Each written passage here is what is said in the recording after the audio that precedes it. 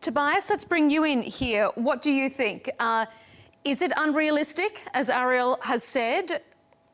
Is a two-state solution dead in the water now after the events of October 7 and what we've seen since in Gaza? It's certainly in a very, very difficult place. And this is one of the reasons why the international community, including Britain, is actually considering the recognition of Palestine, almost as a wake-up call to say, look where things are going.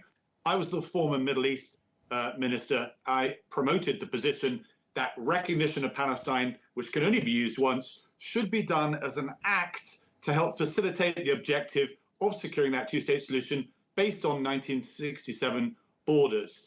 Otherwise, it's just symbolism.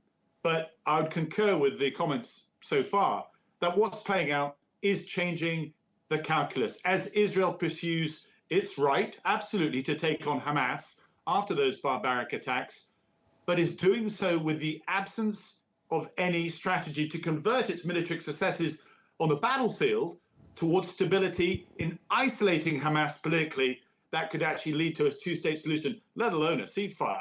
So I would actually go further to say that the Arab states, including Saudi Arabia, wants to help rebuild, wants that two-state solution. But the Prime Minister himself, I'm afraid, is no longer interested. We see that in the illegal settlements in the West Bank, blasting the Gaza Strip, talk of you just saying that the vote in the Knesset as well to say let's annex the West Bank. And we're now having to see Britain airdrop to go against the famine that's taking place.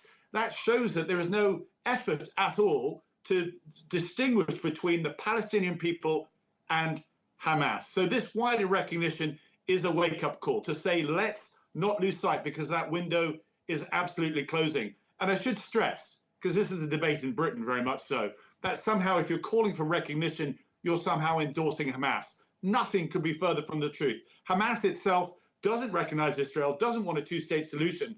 The question, therefore, is what technocratic governance structure might be put in place to actually allow a sense of purpose, of peace, of stability in Gaza. And this is just not even been discussed at the moment.